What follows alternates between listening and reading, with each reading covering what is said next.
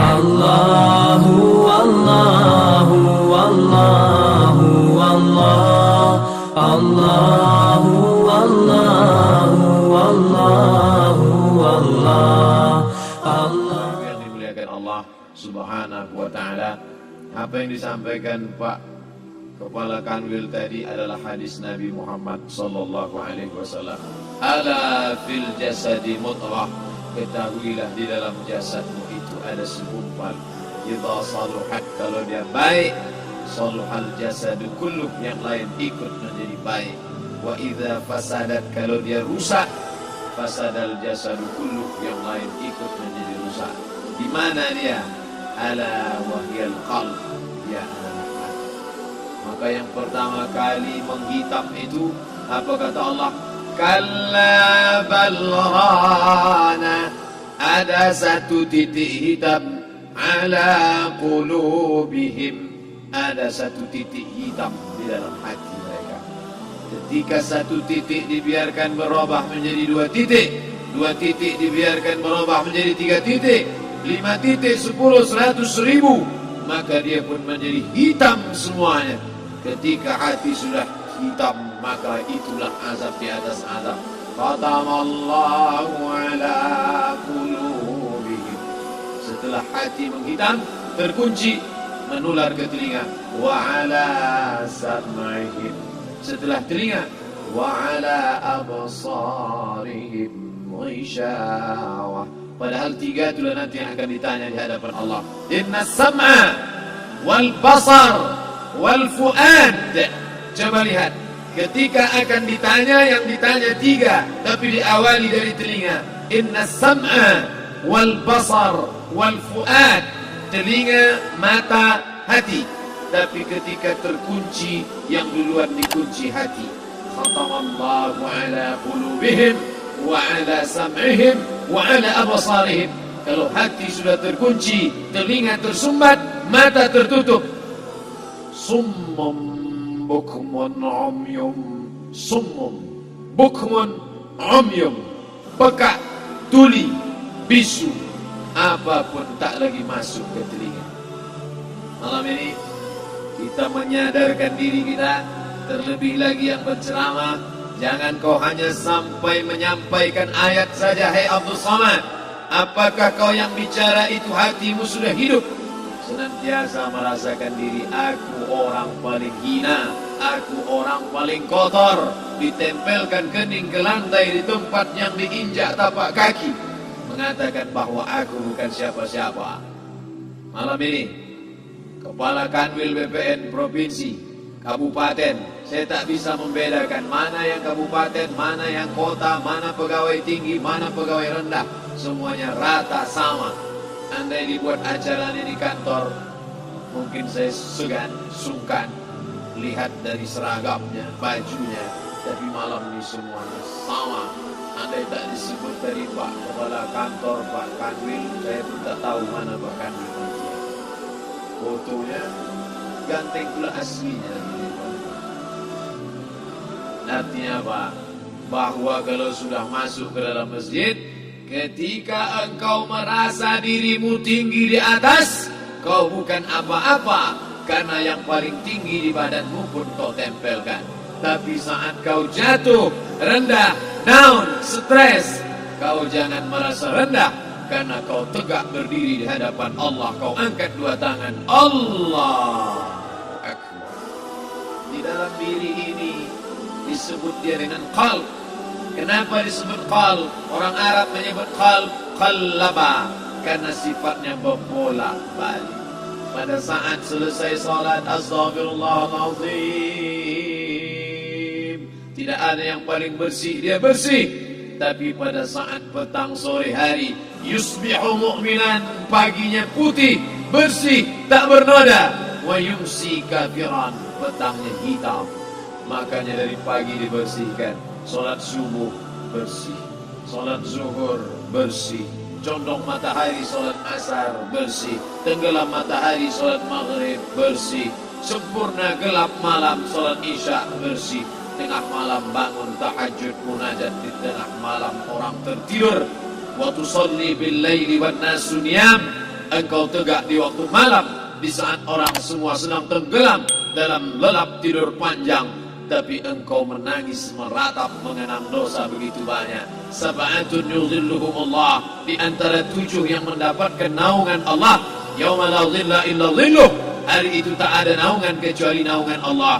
Di antara yang mendapatkan naungan itu adalah rajulun zakarallah, orang yang berzikir, munajat, muhasabah diri di tengah malam, sunyi, sepi, fafadat ainahu, menetes air matanya.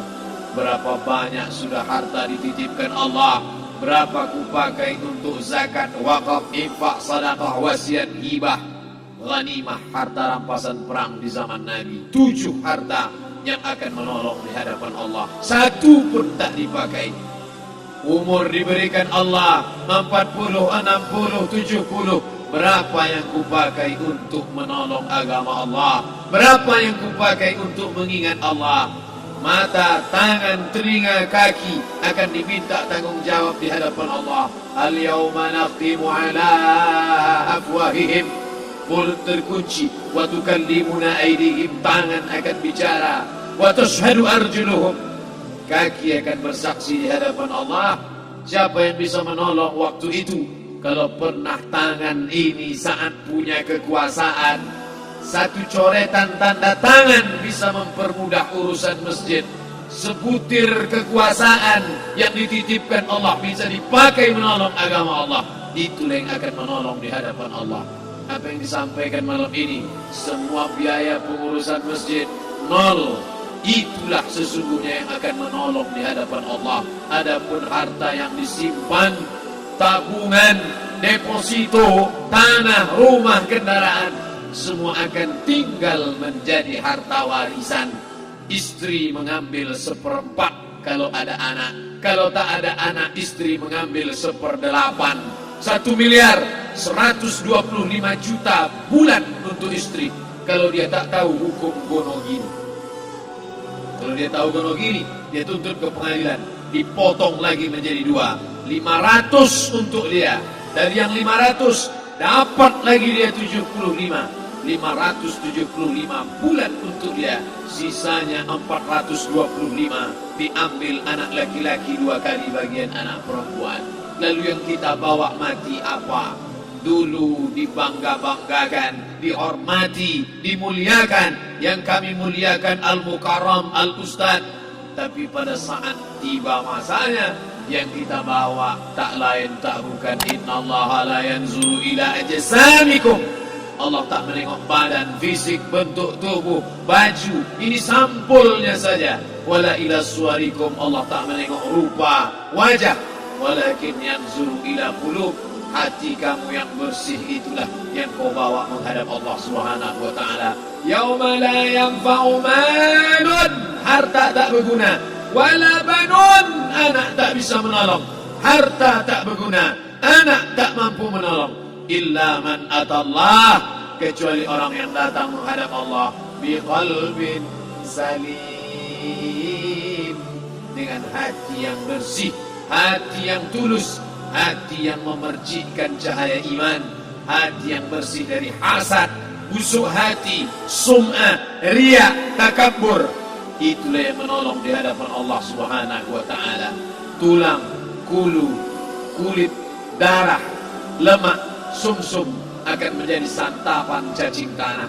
Begitu besok pagi pintu kamar tak bisa diketuk, istri bolak-balik membangunkan tak terjaga, dipegang pipi sudah sejuk macam es batu, tanda jantung tak lagi berdetak, maka darah mulai berubah menjadi nanah, busuk. 1, 2, 3 hari kalau tidak disuntik formalin, jasad paling busuk jasad manusia, karena semua dia makan herbivora, tanaman saja. Tapi kita ini omnivora, semua masuk. Maka begitu mati, paling bagus orang Islam paling cepat dikuburkan. Selesai acara pemakaman, habiskah masalah, muncul masalah baru. Disitulah kita baru sadar. Apa kata Imam Ali radhiyallahu an? An-nasu niyam. Semua manusia waktu hidup itu tidur. Bapak tidur, ibu tidur, saya tidur. Semua orang waktu hidup itu tidur. Falamma matu, ketika dia mati, disitulah dia baru terjaga dari tidur panjang. Saat Israel mencabut nyawa, ditarikkan di dalam satu centapan yang kuat, disitulah kita baru terjaga dari tidur panjang. Betapa aku meninggalkan salat, betapa aku tak berzakat, betapa dulu kekuasaan. Aku lulus umur 30, pensiun 58, 28 tahun apapun tak pernah kubuat untuk agama. Sibuk membesarkan anak, sibuk mengurus warisan. Anak pun tak ingat dengan kita karena kita lupa menanamkan pendidikan agama di dalam otak kepalanya. Andai dulu pernah dia dibawa ke masjid, andai dulu pernah dia dibawa umrah, andai dulu dia dimasukkan SD IT, SMP IT, SMA IT, Islamic Boarding School, dibawa ke masjid, takkan dia lupa mendoakan selesai sholat, Rabbil firli wali walidayya warhamhuma kama rabbayani saghira. Harta yang banyak tak sempat menolong agama Allah. Anak tunggal semata wayang tak sempat dididik agama. Istri meninggalkan dalam keadaan stres susah hatinya karena dia tak diajarkan sabar menerima ridha ketetapan takdir Allah. Dan paling celaka, tak pernah anggota tubuh ini dipakai untuk berzikir, muhasabah, mengingat Allah. Tak pernah mata dipakai menengok Quran, kitab suci Allah. Tak pernah dipakai hati merenung sejenak, apa yang akan kubawa mati menghadap Allah Subhanahu wa ta'ala. Malam ini saya tak minta diajak ceramah tentang hukum zakat, hukum puasa. Saya tidak diajak tanya jawab apa hukum unjuk rasa besok tanggal 4. Yang ditanya adalah bagaimana kita merenung sejenak. Abdul Somad, engkau berhadapan dengan para pegawai Badan Pertanahan Nasional Provinsi Riau, berkumpul 12 kabupaten kota. Ini orang-orang ngurus tanah, dari dalam tanah naik ke atas tanah, ngurus tanah, ngurus tanah, ngurus tanah, masuk ke dalam tanah. Abdul Somad dari dalam tanah naik ke atas tanah, ceramah, ceramah, ceramah, ceramah, ceramah, masuk balik ke dalam tanah. Yang kau bawa apa? Baju koko tinggal, peci tinggal, pakaian kehormatan tinggal. Yang tentara belum pernah saya diundang. Ustadz besok datang takziah, bapak tentara meninggal, tahu-tahu kain kafannya loreng. Tak ada. Yang kau bawa kain tidak berjahit, disobek, kerak. Itu yang akan menyampul kulitmu, yang selama ini kau dimandikan, dibersihkan oleh ibumu dulu 60 tahun yang lalu. Sampai masanya kau lupa kapan kau dimandikan dulu. Sekarang ruh melihat, disebut dia ruh karena dia raha ya ruhu ruh, seperti aroma semerbak yang datang pergi hinggap. Ruh sampai masanya dia datang masuk ke dalam jasad. Ruh sampai masanya dia pergi meninggalkan jasad. Malam ini dimuliakan Al-Mukarram Haji Abdul Somad LCMA. Kenapa Abdul Somad ini dimuliakan? Karena ruh hinggap sejenak sebentar, sampai masanya besok pagi dia ruh keluar dari dalam tubuh ini. Anak yang katanya ayahku sayang, istri katanya kaulah abang, sampai masanya mereka tak lagi mau mendekat. Rumah itu saya yang buat, saya yang mengukurnya. Tapi begitu ruh sudah keluar dari badan, tidak satu pun semeter, sesenti, sejengkal, seasta ada tempat di rumah itu untuk jenazah bernama jenazah Abdul Somad. Dulu orang bertanya, rumah Ustadz Somad di mana? Hari ini orang tidak lagi bertanya, tak lagi menyebut nama. Orang sudah mengatakan kuburnya mana. Dulu kalau dia masuk masjid, didatangi orang, disalami orang. Mahasiswa, anak-anak, remaja mencium tangannya sebagai tanda hormat. Tapi begitu diletakkan keranda, kita akan sholat jenazah nanti selepas sholat zuhur. Apa kata orang? Letakkan di tepi sana, letakkan di tepi sana. Tak satu pun mau mendekat, letakkan dia di sana.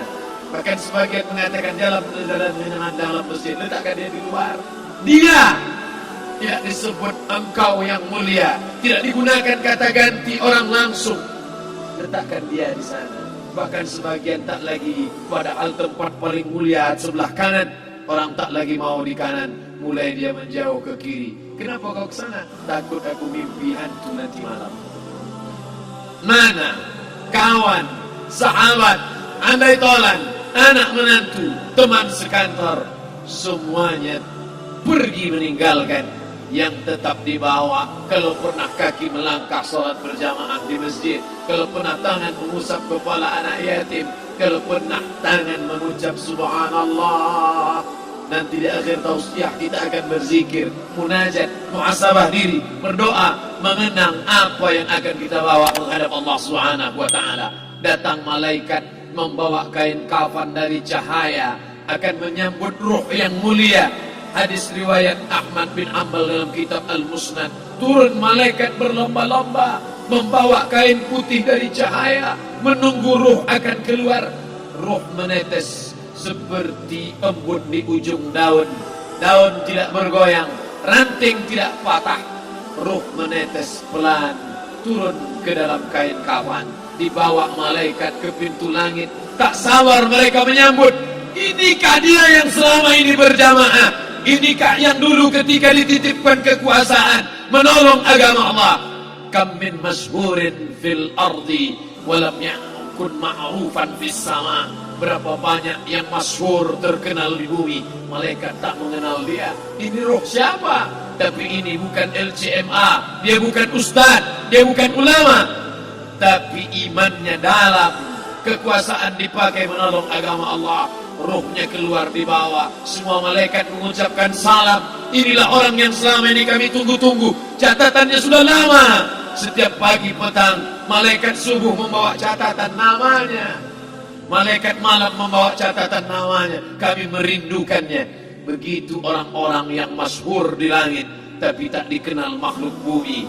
Tapi ada sebaliknya, yang rohnya disentapkan, ditarik malaikat. Dengan begitu tarikan yang sangat kuat, Nabi bertanya saat Isra Mi'raj kepada mereka yang sudah mati ribuan tahun yang lalu, apa yang kalian rasakan?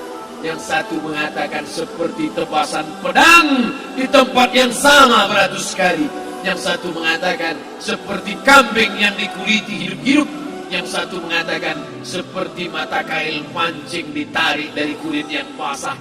Maka kita berdoa setiap selesai salat, Allahumma hawwin alaina, ringankan kami ya Allah, fi sakaratil maut, di saat sakaratul maut yang amat sangat menyakitkan itu. Dan mereka yang pergi tak pernah kembali, mereka yang mati tak pernah bercerita, kecuali hanya kepada Sayyidina wa Maulana Muhammad sallallahu alaihi wasallam. Di saat malam pertama di tempat yang gelap, di tempat yang tak pernah diimpikan oleh orang, tapi kita tetap melewati dan merasakannya.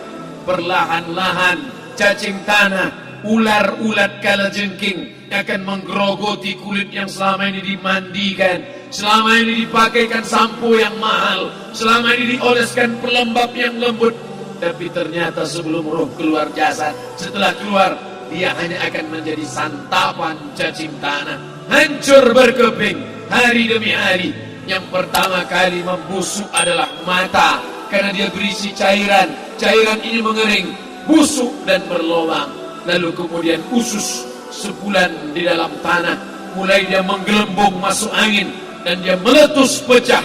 Cacing-cacing tanah mulai datang menggerogoti, memakan. Habis lemak, tulang, kulit, bulu, sumsum, darah, jantung, empedu, limpa, buah pinggang, habis semuanya. Tinggal tulang-tulang yang memutih, dimakan oleh tanah, ditelan oleh massa, sampai akhirnya Asi bin Wa'il membawa tulang yang kering itu kepada Nabi Muhammad, baginda Sayyidina wa Maulana Muhammad. Ya Muhammad, ayuhi rabbuka hadzal izam, sanggupkah Tuhanmu menghidupkan tulang yang kering ini? Nabi diam tak menjawab, sampai akhirnya datang Jibril alaihi salam membawakan wahyu. Qul, katakan kepada dia, ayat ini dibaca malam Jumat, Bapak Ibu semua hafal, kita baca Qul yuhyiha alladhi ansha'aha awwala marrah wa huwa bikulli khalqin alim. La ilaha illallah Muhammadun Rasulullah alaihi salatullah wa alihi wal ahibba